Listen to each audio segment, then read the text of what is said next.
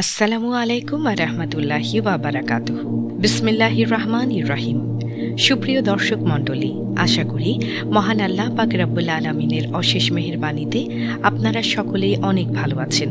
বিবাহিত নারী ও পুরুষের জন্য খুবই সুন্দর হতে চলেছে আজকের এই ভিডিওটি।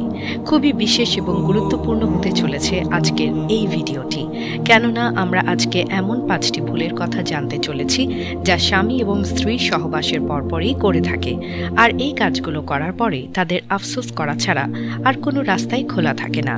কেননা এই 5টি ভুল খুবই বড় ভুল, যা করলে স্বামী এবং স্ত্রী ক্ষতির সম্মুখীন হতে পারে। তাই আপনি যদি বিবাহিত হয়ে থাকেন তাহলে অবশ্যই ভিডিওটি দেখে এই 5টি ভুলের সম্বন্ধে জেনে নিন, আর ভুল করেও যেন সহবাসের পর এই ভুলগুলো না করেন, কারণ এই ভুলের কারণে আপনাদের সংসারে ক্ষতি হতে পারে এবং এর সাথে সাথে আপনাদের জীবনেও ক্ষতি হতে পারে। আরও জানবেন সহবাসের পর শরীর দুর্বল হলে করণীয় কী, সহবাস করার পর কী খেতে হয়, সহবাস করার পর কতক্ষণ শুয়ে থাকতে হয়, এবং ফরজ গোসল না করার শাস্তি কী হতে পারে, এবং ফরজ গোসল কি দেরি করে করা যাবে। তো আমাদের এই ভিডিওটি আপনারা মনোযোগ দিয়ে দেখুন। ভিডিওটি শুরু করার আগে একটু প্রার্থনা করি, হে আল্লাহ, আমাদের সকল প্রকার গুনাহ থেকে রক্ষা করুন। যারা গুনাহ থেকে রক্ষা পেতে চান সকলেই কমেন্টে লিখুন আমিন, এবং এই ভিডিওটিতে একটি লাইক দিন, ও যারা চ্যানেলটি সাবস্ক্রাইব করেননি চ্যানেলটি সাবস্ক্রাইব করুন। এই ভিডিওটির লাইক টার্গেট 10,000, তাই সকলে এই ভিডিওটিতে লাইক দিয়ে দিন। তো চলুন শুরু করি। নম্বর 1, সহবাসের পর আপনারা কখনোই ঠান্ডা পানি পান করবেন না। আমাদের মধ্যে অনেকেই সহবাসের পরপরই ঠান্ডা পানি পান করতে শুরু করেন। মনে রাখতে হবে, যৌন মিলনের পর ঠান্ডা পানিকে পান করা আমাদের শরীরের জন্য ক্ষতিকর একটি দিকে পরিণত হয়, কেননা এই সময় মানুষের শরীর খুবই গরম হয়ে থাকে। তখন পুরুষ এবং নারী দুজনের শরীর খুবই উত্তপ্ত হয়ে থাকে, তাই যৌন মিলনের পর ঠান্ডা পানি পান করা খুবই ক্ষতিকর দিক হয়ে থাকে। এখান থেকে মানুষের দম আটকে যাওয়া মানে শ্বাস প্রশ্বাস রোগ হবার সম্ভাবনা থাকে। আর আপনারা অনেকেই দেখে থাকবেন যে গ্রীষ্মকালে আমরা বাইরে থেকে দুপুরে ঘরে যখন ফিরে আসি তখন বাড়িতে থাকা বুজুর্গ ব্যক্তিরা বলে থাকেন, যতক্ষণ পর্যন্ত শরীরে ঘাম আছে ততক্ষণ পর্যন্ত যেন পানি পান না করা হয়। শরীরের ঘাম বের হয়ে যাক তারপর পানি পান করবে, কেননা সেই সময় আমাদের শরীর খুবই গরম থাকে, আর সেই জন্যই তারা এমন সতর্কতার কথা বলে থাকে। আর এই কারণে আমাদের যৌন মিলনের সময় একদমই ঠান্ডা পানি পান করতে নেই। 2 নম্বর, যৌন মিলনের পর দুজনেই একই কাপড় পরিধান করা। কিছু কিছু মানুষ একটা বড় ভুল করে থাকে, তা হলো তারা একই কাপড় ব্যবহার করে। মানে সহবাসের পর লজ্জাস্থান থেকে যে পানি বা বীর্য বেরিয়ে থাকে সেটা স্বামী এবং স্ত্রী দুজনের লজ্জাস্থান থেকে বেরিয়ে থাকে, সেটি তারা একই কাপড় দ্বারা পরিষ্কার করে নেয়। আমাদেরকে মনে রাখতে হবে এটিও একটি বড় ধরনের ভুল। এর জন্য বলা হয়ে থাকে যে নারীদের প্রয়োজন তারা যেন আলাদা কাপড় ব্যবহার করে, আর পুরুষরাও যেন নিজেদের জন্য আলাদা কাপড় রেখে দেয়, কেননা একই কাপড় দ্বারা লজ্জাস্থান মুছলে নিজেদের মধ্যে ঘৃণা জন্ম নিতে পারে। বলা হয় যে এর জন্য বিদ্বেষ জন্ম নিতে পারে, আর এটির জন্য অ্যালার্জি হবার সম্ভাবনা থাকতে পারে। নম্বর 3, সহবাসের পর যেন কেউ নিজের লজ্জাস্থান ঠান্ডা পানি দ্বারা না ধুই। তৃতীয় আরেকটা ভুল যে প্রত্যেক মানুষই করে থাকেন তা হলো সহবাসের পরপরই তারা বাথরুমে গিয়ে নিজের লজ্জাস্থান ঠান্ডা পানি দ্বারা পরিষ্কার করে। তো আমাদের এটা মনে রাখতে হবে যে সেই সময় পুরুষ এবং নারীর শরীর যখন গরম হয়ে থাকে, শরীরের উত্তাপ খুবই গরম হয়ে যায়। যদি তখন ওই স্থানে ঠান্ডা পানি দিয়ে থাকেন তাহলে নাস ফেটে যাওয়ার সম্ভাবনা থাকে। শুধুমাত্র তাই নয়, হেকিমরা বলেছেন সহবাসের পর লজ্জাস্থান ঠান্ডা পানি দ্বারা পরিষ্কার করলে বড় ধরনের রোগ দেখা দিতে পারে, অর্থাৎ পুরুষের যৌন ক্ষমতা হারিয়ে যেতে পারে। তার জন্য চেষ্টা করবেন এমনটি থেকে বেঁচে থাকার। নম্বর 4, সহবাসের পরপরই প্রস্রাব না করা। কিছু কিছু মেয়েরা যাদের নতুন বিয়ে হয়েছে তারা বলে থাকে যে তাদের গর্ভস্থায়ী হচ্ছে না কেন, এমন অবস্থায় আমাদের কি করা উচিত। তাহলে আপনাদেরকে মনে রাখতে হবে, আপনাদের সাথে যদি এরকমটা হয়ে থাকে তাহলে আপনাদের এই কাজটি থেকে বিরত থাকতে হবে, অর্থাৎ সহবাসের পরপরই আপনারা প্রস্রাব করতে যাবেন না, কেননা আপনারা জেনে থাকবেন যে বাচ্চা জন্ম নেওয়ার জন্য পুরুষের কিছু শুক্রাণু মেয়েদের যৌনের মধ্যে প্রবেশ করে। সেই সময় যদি মেয়েরা প্রস্রাব করতে যায় তাহলে যতটুকু বীর্য যোনিতে প্রবেশ করেছিল সেগুলো বেরিয়ে আসার সম্ভাবনা বেশি থাকে। এই জন্য সহবাসের পর মেয়েরা 15 থেকে 20 মিনিট অপেক্ষা করে বাথরুমে যাবেন, যাতে করে বীর্য পুরো বাইরে বেরিয়ে না আসতে পারে। যদি সেটা বাইরে বেরিয়ে আসে তাহলে গর্ভবতী হতে পারবে না, আর না বাচ্চা জন্ম হবে। 5. সহবাসের পরপর আপনারা গোসল করতে যাবেন না।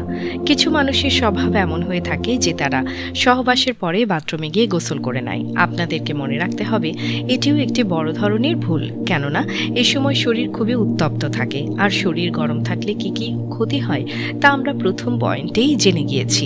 এই জন্য আপনাদের উচিত হবে সহবাসের পর স্বামী স্ত্রী 15 থেকে 20 মিনিট নিজেকে সময় যেন দেয়, কেননা এই সময়ের মধ্যে আপনার শরীরের তাপমাত্রা একটি নির্দিষ্ট লেভেলে নেমে আসবে। তারপর আপনি গোসল করুন, পানি পান করুন কিংবা প্রস্রাব করুন, এতে কোনো সমস্যা হবে না। যদি আপনারা এগুলো না মানেন তাহলে আপনাদেরকে বরবাদ হওয়া থেকে কেউই বাঁচাতে পারবে না। সেই জন্য আপনি সহবাসের পর এই মারাত্মক ভুলগুলো করতে যাবেন না। এর সাথে সাথে আমরা ছোট একটি প্রশ্নের উত্তর জেনে নেই।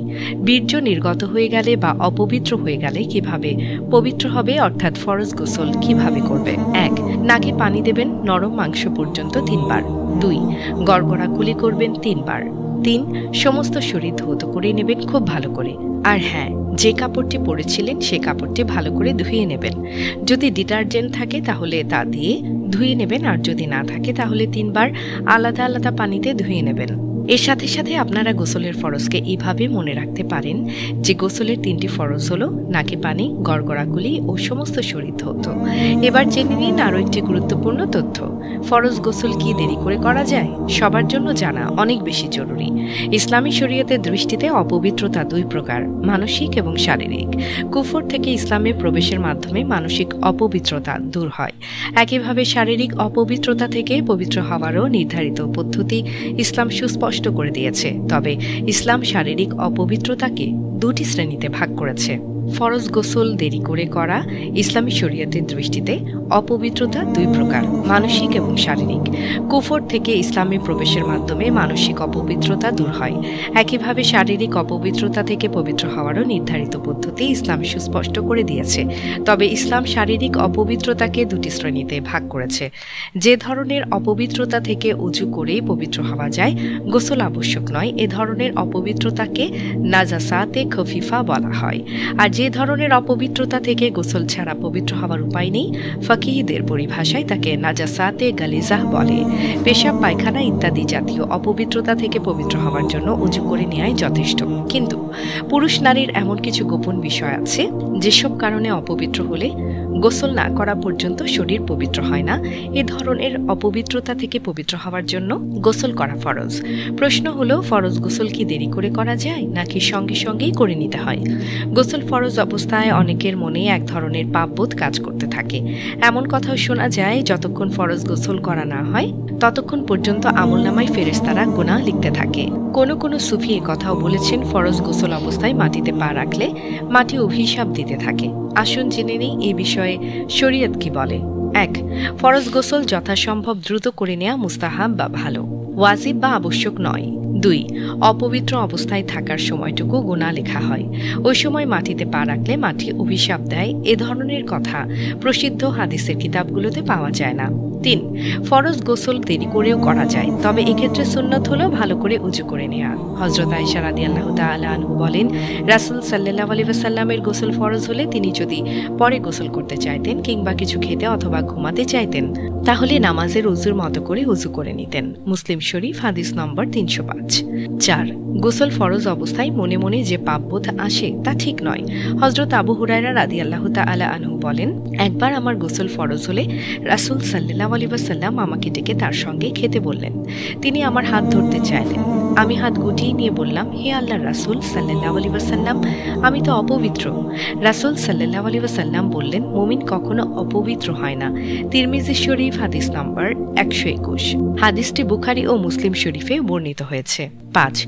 ফরজ গোসল এত দেরি করে করা উচিত নয় যে পরবর্তী ওয়াক্তের নামাজ কাজা হয়ে যায়। নামাজ কাজা করা নিঃসন্দেহে কবিরা গুনাহ। ফরজ গোসল করতে না পারার জন্য নামাজ কাজা করার অজুহাত শরীয়তে গ্রহণযোগ্য নয়। যেহেতু এই ভিডিওটি এক বিশেষ ভিডিও ছিল, সেহেতু আমরা আশা করছি এই ভিডিওটিতে যা যা বলা হয়েছে তা আপনারা অবলম্বন করবেন। তো বন্ধুরা, এই ছিল আমাদের আজকের ভিডিও। ভিডিওটি ভালো লাগলে অবশ্যই লাইক, কমেন্ট ও সাবস্ক্রাইব করবেন এবং ভিডিওটির বিষয়ে আপনার যদি কোনো মতামত থাকে তাহলে কমেন্ট করে জানাবেন। দেখা হচ্ছে পরবর্তী ভিডিওতে। আল্লাহ হাফেজ।